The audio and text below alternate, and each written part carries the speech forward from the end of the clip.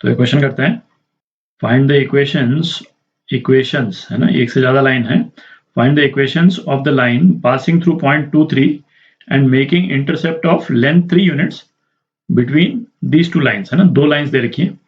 अच्छा ये आप देखें दोनों लाइन्स पैरेलल हैं, दोनों का स्लोप सेम है, ठीक है। तो हम रफ डिपिक्शन कर रहे हैं कि सिचुएशन जो है अपनी किस तरह से है ना, रफ डिपिक्शन कर रहे हैं। एक्चुअल कोऑर्डिनेट एक्सिस पे ऑब्वियसली इन लाइंस का ओरिएंटेशन डिफरेंट होगा जिस तरह से अपन ड्रॉ कर रहे हैं उससे। तो दोनों पैरेलल लाइंस को हम बिल्कुल सिंपली इस तरह से डिपिक्ट कर सकते हैं, ठीक है। y plus 2x is equal to 2, एक को ये मान लेते हैं, और y plus 2x is equal to 5। Obviously इन लाइंस का स्लोप जो है वो नेगेटिव स्लोप है, वो तो दिख ही रहा है, पर अपन ने जो है इस तरह से डिपिक्ट कर दिया। अच्छा पॉइंट 2 3 है ना, ये आप रफली देख लीजिएगा, ये दोनों लाइंस के ना एक तरफ पड़ता है। तो इस पॉइंट को है ना किसी भी एक लाइन के एक तरफ जो है वो अपन ड्रॉ कर लेते हैं 2 3, ठीक है। तो क्वेश्चन में क्या बोला है, इस पॉइंट से लाइंस निकल रही हैं जो कि 3 यूनिट का इंटरसेप्ट कर रही हैं दोनों लाइंस के बीच में। तो मतलब क्या निकला कि जैसे ये लाइन निकली तो ये जो पॉइंट है पॉइंट ए बी, तो ए बी जो डिस्टेंस है वो कितना है, वो 3 यूनिट है, ठीक है। अच्छा अब इसी पॉइंट से एक लाइन और निकल सकती है जिसका इंटरसेप्ट भी 3 यूनिट हो। कौन सी लाइन, यदि इस तरह से लाइन बनती है, ठीक है, तो ये जो इंटरसेप्ट है सी डी अपन बोल सकते हैं।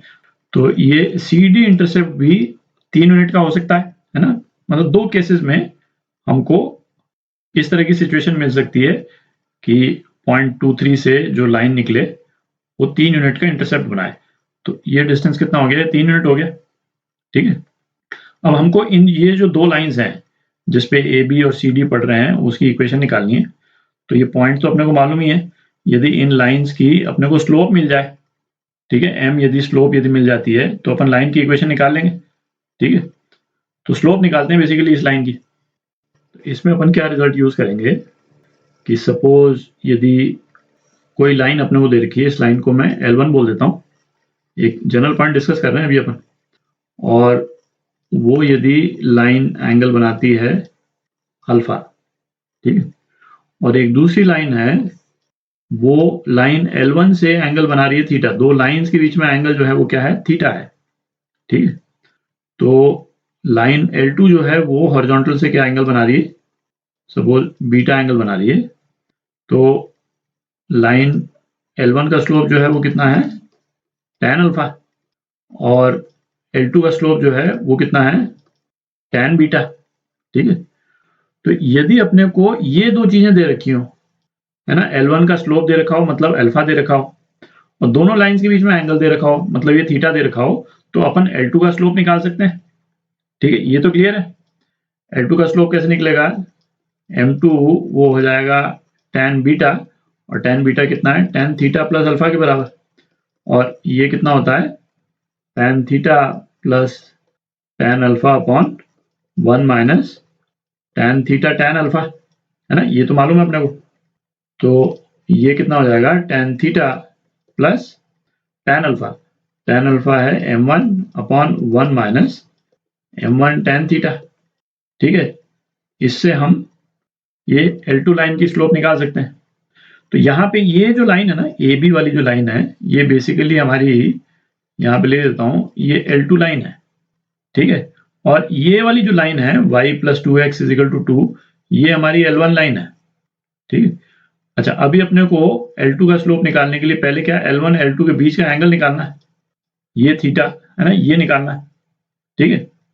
तो दो पैरेलल लाइंस के बीच में डिस्टेंस, मतलब ये वाला जो डिस्टेंस है, ये डिस्टेंस यदि निकल जाता है तो हम थीटा निकाल लेंगे, क्योंकि ये तो अपने को मालूम ही है कि इंटरसेप्ट तो 3 यूनिट्स का है, तो हमको ये निकालना है।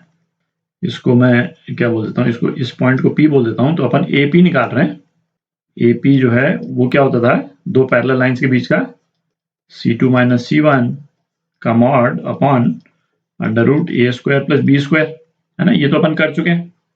तो C2 माइनस C1 मतलब 5 माइनस 2, ये कितना हो गया 3, है ना, मॉड है इसलिए कोई साइन का बहुत ज्यादा उसमें चिंता नहीं करनी है अपने को, upon A square plus B square, तो ये कितना हो जाएगा 1 स्क्वायर प्लस 2 स्क्वायर, है ना, √5 हो जाएगा।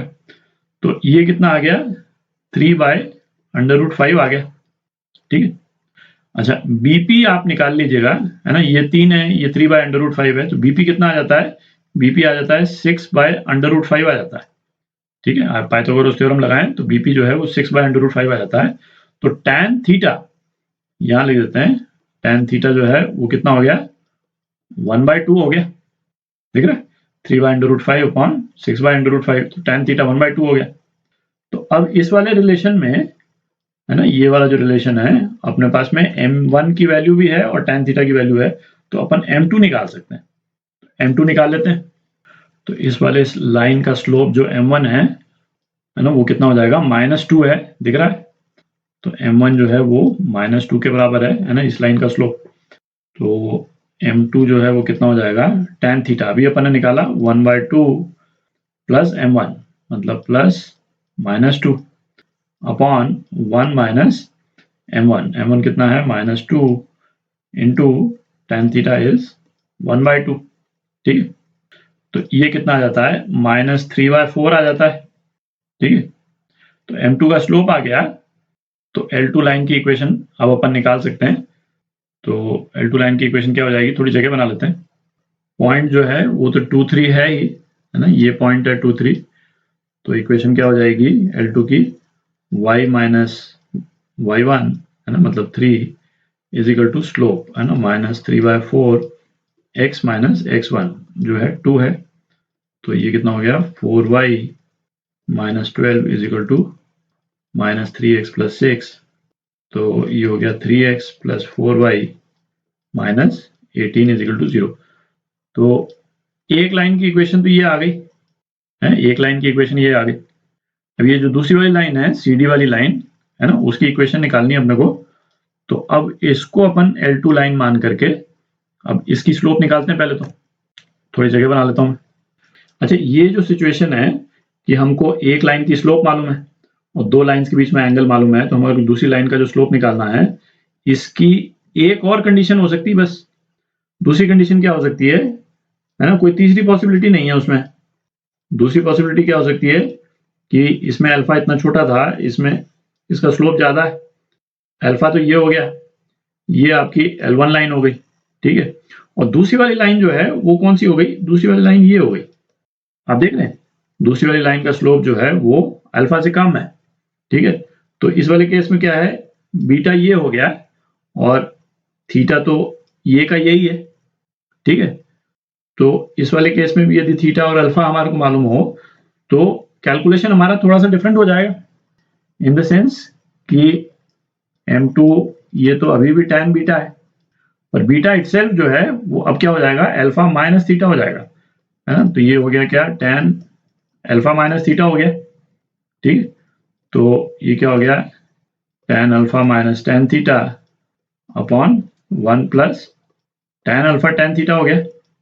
ठीक है, और tan अल्फा क्या है, m1, तो m1 minus tan theta upon 1 plus tan alpha tan theta. अब देख लें, ये दूसरी सिचुएशन है। अच्छा, तीसरी कोई सिचुएशन नहीं है, यही दो सिचुएशन हो सकती है, कोई तीसरी सिचुएशन तो है नहीं। ठीक है, अच्छा, ये तो अपन ने डायग्राम, जनरल डायग्राम बनाया था।